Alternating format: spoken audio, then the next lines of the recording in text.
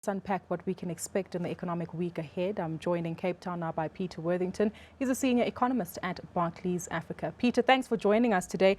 When we take a look at the overall economic climate in South Africa, we've got the poor GDP numbers, mining and manufacturing no doubt taking a slump. It's the ongoing strikes as well in the sector, and talk that we could be on the brink of a recession. Now, some industry heads at Treasury tend to disagree, but what's your view on this perspective?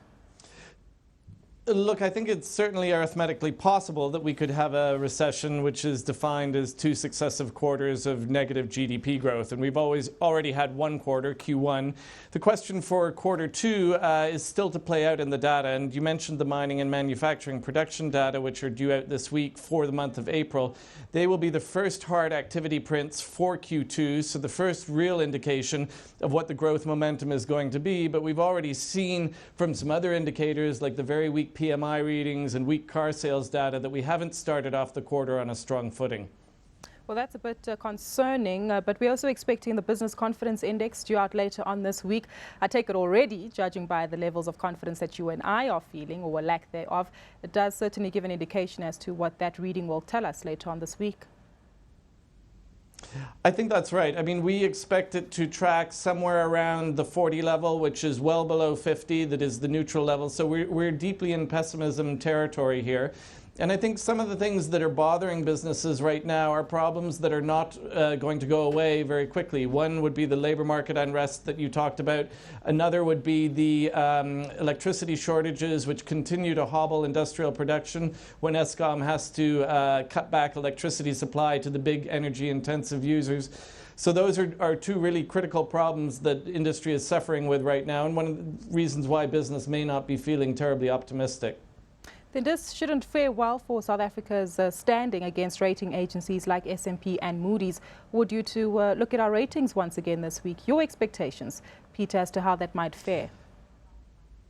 Yes, both Fitch, not Moody's, but Fitch and S&P are due to announce their biannual rating reviews on Friday. I believe S&P is actually going to announce after hours. I'm not quite sure when Fitch plans to make its announcement, but we think there is a reasonable probability that there is going to be some negative rating action. And our call is that we think that S&P is going to downgrade the local currency rating, currently at A- to BBB+, to bring it more into line with its foreign currency rating.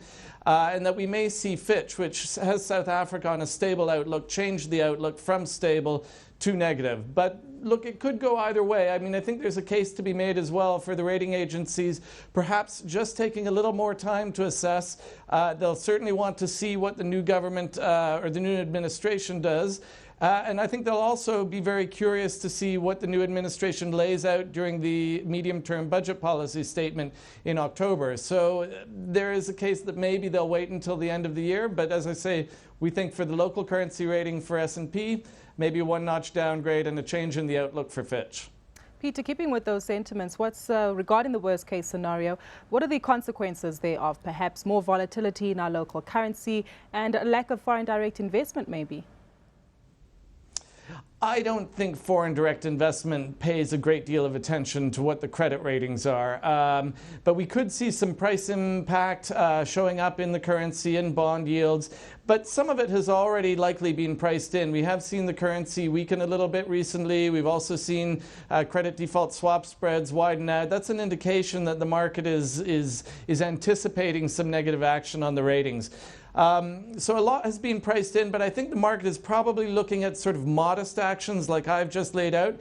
If we got something which was more extreme, say a 2-notch downgrade by S&P or an actual downgrade by Fitch or changes in their foreign currency as opposed to local currency ratings, then I think we could expect to see a little bit more sell-off in the market.